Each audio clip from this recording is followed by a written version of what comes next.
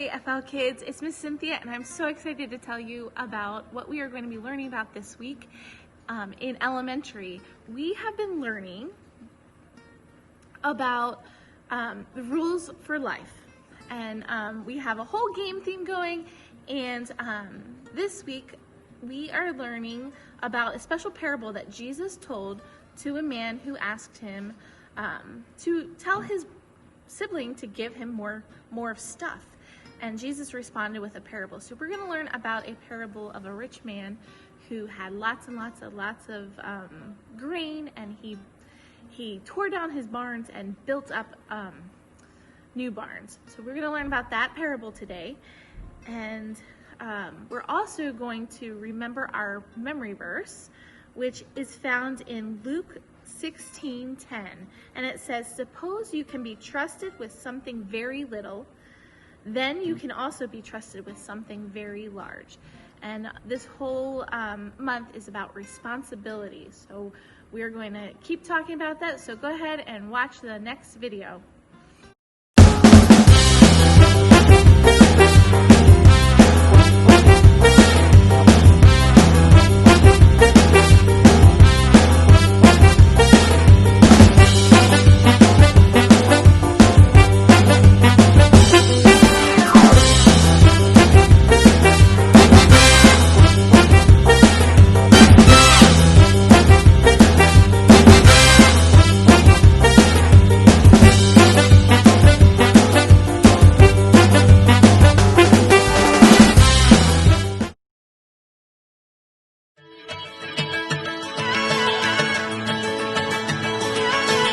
You never turn away, you never leave my side. And every time I call your name out just to find that you're already right here with me, never been alone. I can trust you with my heart, 'cause this I know. You are always faithful, you love me from the start. No matter what I'm facing, I will trust you with my heart. You are more than able to lead me through the dark. Your love is never failing, I will trust you with my heart. Oh, I will trust you with my heart. There are days when I feel I need a friend, and then I hear your voice reminding me again that you're already right here with me, never been alone. I can trust you with my heart, 'cause this I know. You are always faithful, you love me from the start. No matter what I'm facing, I will trust you with my heart. You are more than able to lead me through the dark. Your love is never failing, I will trust you with my heart. Oh, I will trust you with my heart. No matter what may come, no matter what I go through, God, you are never gonna fail me, I will trust you with my heart. No matter what may come, no matter what I go through, God, you are never gonna fail me, I will trust you with my heart. You are always faithful, you love me from the start. No matter what I'm facing, I will trust you with my heart. You are more than able to lead me through the dark. Your love is never failing, I will trust you with my heart. Oh, I will trust you with my heart. Oh, I will trust you with my heart. Oh, I will trust you with my heart.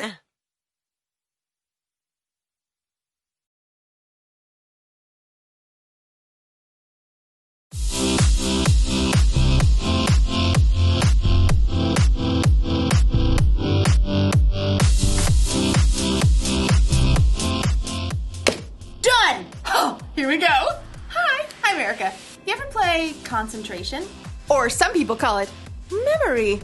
My friends and I play it all the time. I'm the best at it. The object, if you don't already know the rules, is to find 2 cards that match. Boom! So, my friends and I have added a rule. Anytime you make a match, you get candy. Candy, candy, candy, candy, candy, candy.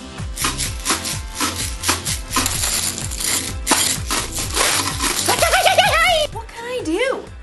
It's a rule, and rules are part of life. Yes! You've got to talk about rules when you're talking about responsibility. Responsibility is showing you can be trusted with what is expected of you. Of course, the rules don't say I have to eat candy every time I get a match. So, usually, I save it for later. This is what I've won so far. I mean, what can I say? I know how to pick 'em. My friends are like, you're too good at this game. Give us some candy. And I'm like, get your own. I might have a problem. No. Today's story is one that Jesus told about a man who had a little problem with sharing. Who knows what that's like? I'll see you in a bit. Mine.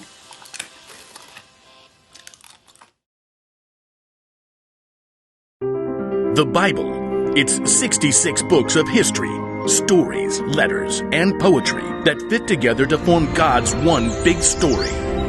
The epic adventure of how He created us and loves us so much that He made a way to rescue us. As we travel through the Bible, from Genesis to Revelation, we discover people who met God and found their lives changed forever.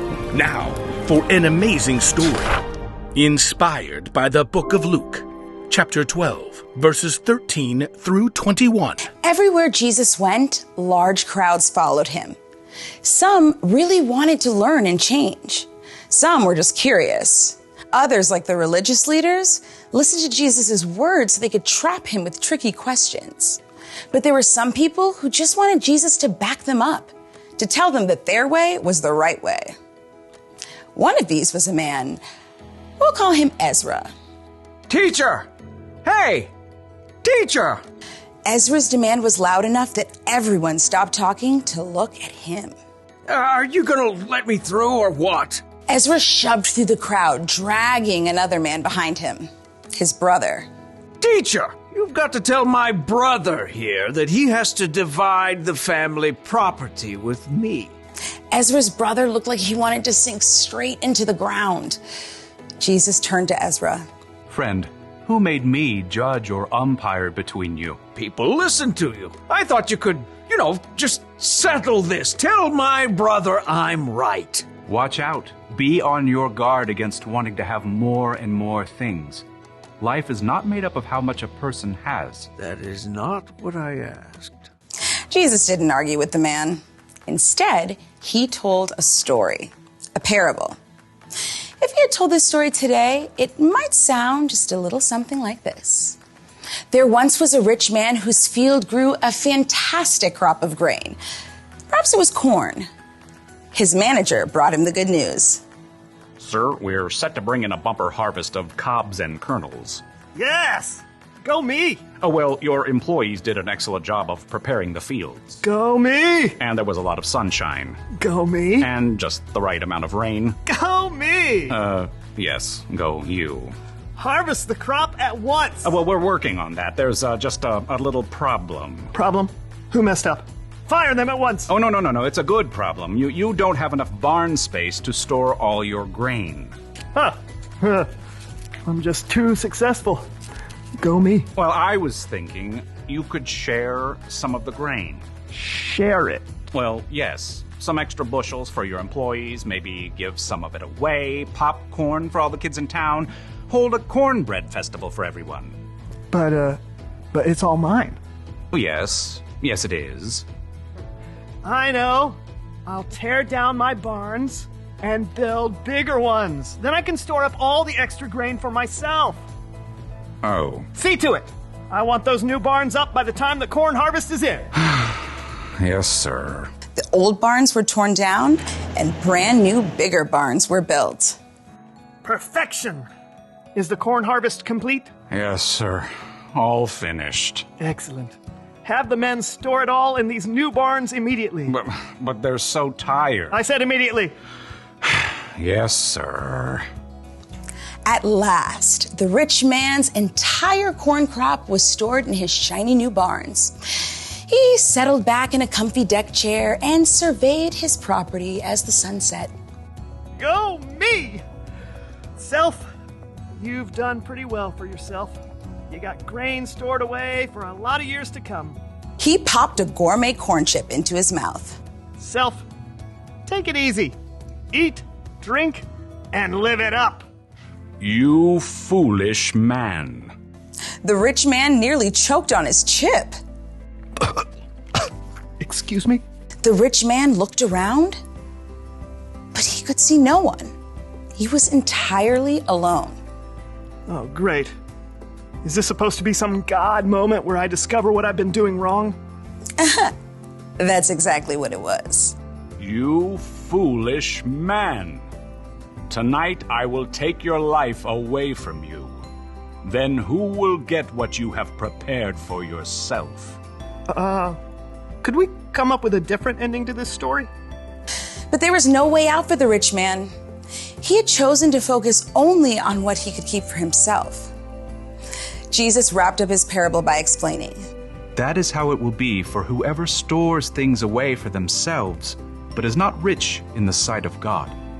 We don't know how Ezra responded, but maybe, just maybe, he started worrying less about getting more of his family's stuff. Maybe he started to care a little more about sharing what he did have with his brother.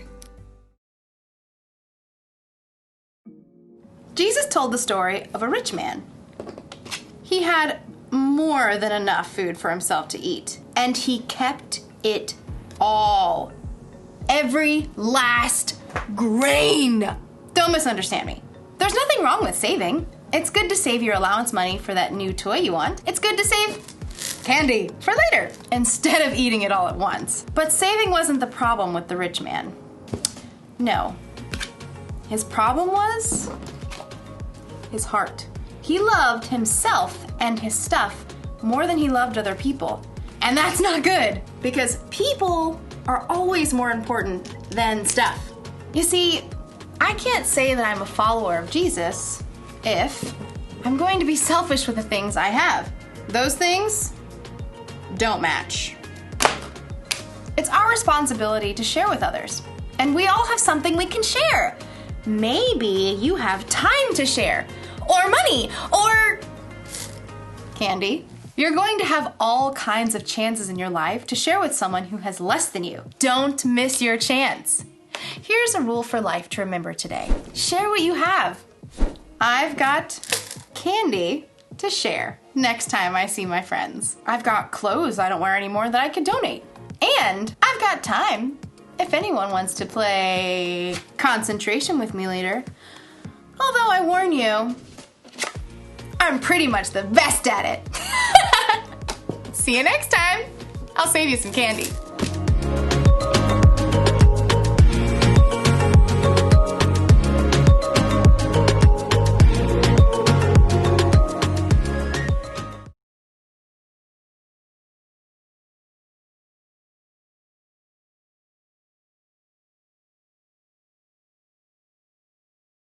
Hey, thank you for joining us today.